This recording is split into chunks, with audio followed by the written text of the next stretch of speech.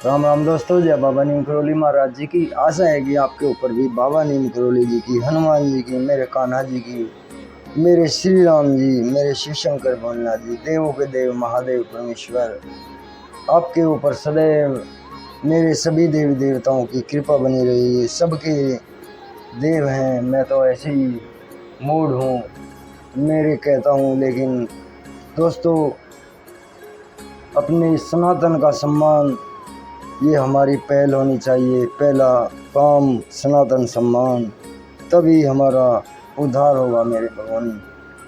दोस्तों, आज मैं आपको शिव महापुराण का तीसरा खंड है, सती खंड, उसका दक्ष का शिव से विरोध, ये अध्याय है। इसे सुनाता हूँ, इसे सुने। और यही मेरी प्रार्थना है आपके ऊपर सदैव बाबा नीम करोली जी की और सभी देवी देवताओं की, मेरे महादेव जी की अपार कृपा हो, यही मेरी प्रार्थना है। तो शुरू करते हैं दोस्तों। दक्ष का शिव से विरोध। पूर्व समय में प्रयाग में मुनियों ने एक महान यज्ञ का आयोजन किया। वहाँ पर ज्ञान शास्त्र की चर्चा हुई। उस यज्ञ में भगवान शिव जी भी अपने गणों सहित आए। उसी समय दक्ष प्रजापति भी वहाँ आए थे। सबने भक्तिपूर्वक उन्हें प्रणाम किया, परंतु शिव जी अपने आसन पर ही बैठे रहे। उन्होंने अपने आसन से उठकर उनका स्वागत नहीं किया। इसमें दक्ष क्रोध में भर गए। उन्होंने सभा में खड़े होकर शिव जी को अपशब्द बोले। उन्होंने कहा, यह शिव पाखंडी है, दुर्जन, पापी, ब्राह्मण, निंदक और सदैव स्त्री में आसक्त रहने वाला व्यक्ति है। हे देवताओं, हे ब्राह्मणों, मैं इसे श्राप देता हूँ। आज से यह देवताओं के साथ यज्ञ में भाग नहीं पाएगा। यह सुनते ही नंदीश्वर की आंखों में क्रोध से लाल हो गई और उसने दक्ष को फटकार लगाई। हे दुष्ट बुद्धि, क्या तू शिव तत्व को नहीं जानता? अरे दुर्बुद्धि, इन भृगु आदि ऋषियों के मध्य में भगवान शंकर का तूने उपहास किया है, इसलिए मैं तुझे शिव जी के प्रभाव से श्राप देता हूँ कि तुम सब ब्राह्मण वेद का वास्तविक अर्थ ना समझकर केवल वाद विवाद पर ही विश्वास करोगे। इस पर भगवान शिव जी ने नंदीश्वर को समझाते हुए कहा, तुम्हें क्रोध नहीं करना चाहिए। मैं वेदों और ब्राह्मणों को श्राप नहीं देता हूँ। तुम सब समझ लो कि दक्ष का श्राप मुझे नहीं लगेगा। भगवान शिव नंदीश्वर को शांत करके अपने धाम कैलाश को चले गए। दक्ष भी ब्राह्मणों के साथ अपने निवास को प्रस्थान कर गए।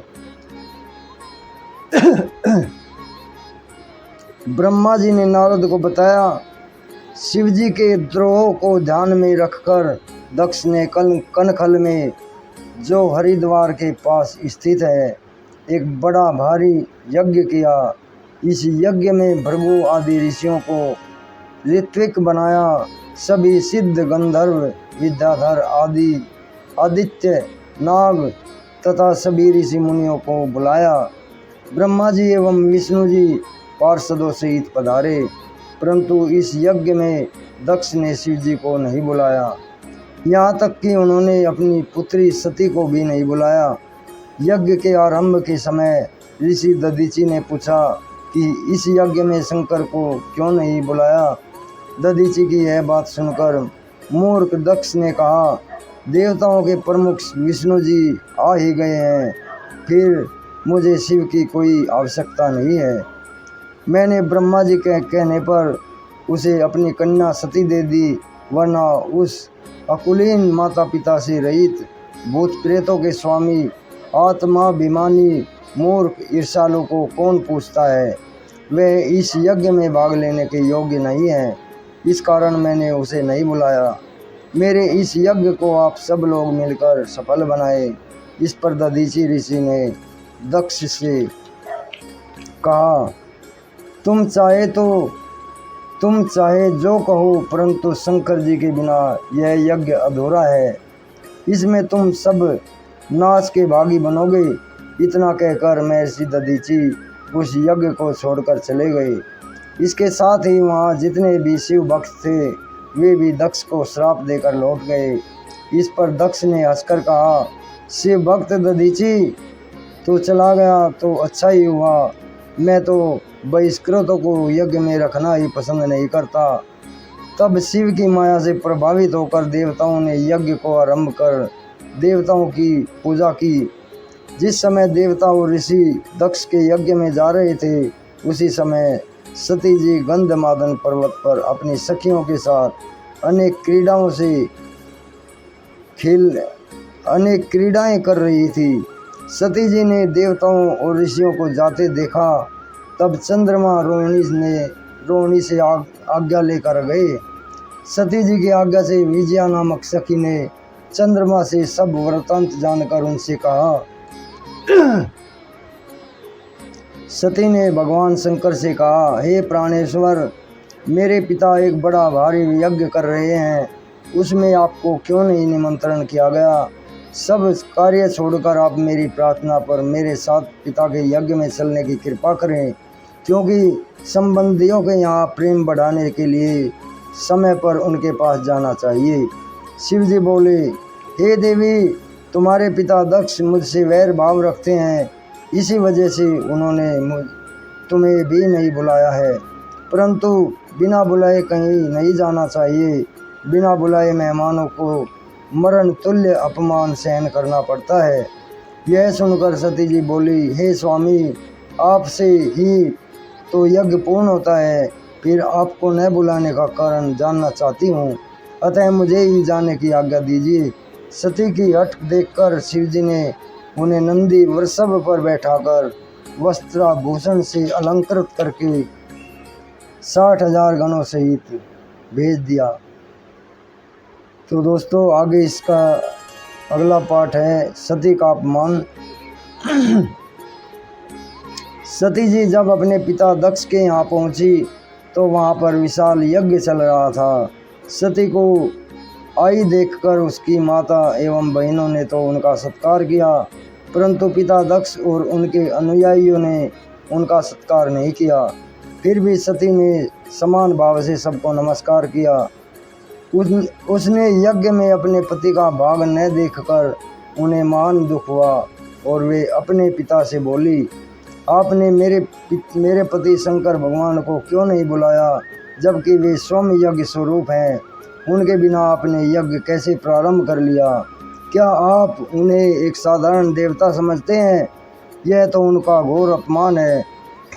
ब्रह्मा विष्णु की ओर संकेत करते हुए उनसे पूछा, आप लोग उनके बिना यज्ञ में कैसे चले आए? दक्ष ने क्रोधित होकर कहा, हे पुत्री, तू यहाँ बिना बुलाए क्यों चली आई है? अब तू यहाँ रह या चाहे चली जा, तुझसे मेरा कोई संबंध नहीं है। तेरा पति भूत प्रेतों का स्वामी है, जो वेद के अनुसार बहिष्कृत, अकुलीन और अमांगलिक है, इसलिए मैंने तेरे पति को नहीं बुलाया। यह सुनकर सती बोली, जो व्यक्ति भगवान शिव जी की निंदा करता है या सुनता है, दोनों ही नरक के वासी बनते हैं। इतना कहकर सती जी ने अपना शरीर योग द्वारा भस्म कर दिया। जब सती ने योग द्वारा अपना शरीर त्याग दिया तो चारों ओर हाहाकार मच गया। उधर सती के द्वारा अपने प्राण छोड़ते ही उनके साथ आए गणों ने हाथों में शस्त्र उठाकर मार काट शुरू कर दी। सब दिशाओं में प्रलय का दृश्य उपस्थित हो गया। उनके साथ आए 60,000 गणों में से 20,000 तो स्वयं ही सती के शोक में व्याकुल होकर समाप्त हो गए। भृगु ऋषि ने इसके निवारण हेतु आहुतियाँ प्रदान कर दी। इससे ऋतु नामक बहुत से असुर उत्पन्न हो गए। उन्होंने शंकर जी के गणों से युद्ध प्रारंभ कर दिया। उन्होंने भगवान शिव के गणों की शक्ति क्षीण कर दी।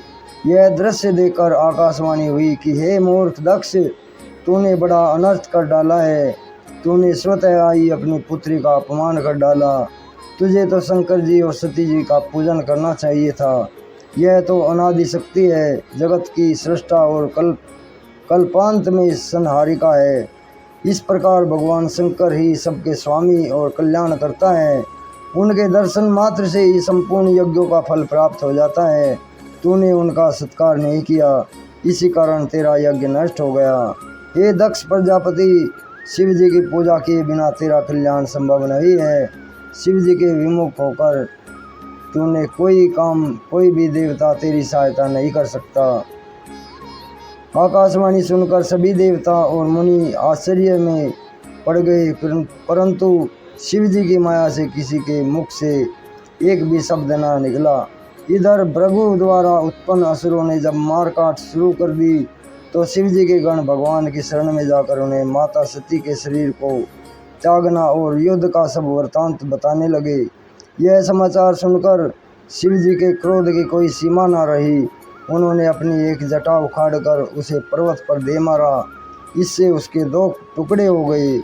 उससे प्रलय काल की ज्वाला के समान भयंकर आवाज़ के साथ वीरभद्र और महाकाली प्रकट हुई। तो दोस्तों, अब आज का पाठ यहाँ तक ही। कल मैं आपको इससे अगला पाठ सुनाऊंगा। तो अभी आज्ञा लेता हूँ दोस्तों। जय राम जी की, जय हनुमान जी की, जय शिव शंकर भोलेनाथ जी की। मेरे प्रभु सबके ऊपर दया दृष्टि बनाए रखो। जय श्री राम, जय हनुमान जी की, जय शिव शंकर भोलेनाथ जी की, जय बाबा नंद करोड़ी महाराज जी। ओम नमः शिवाय।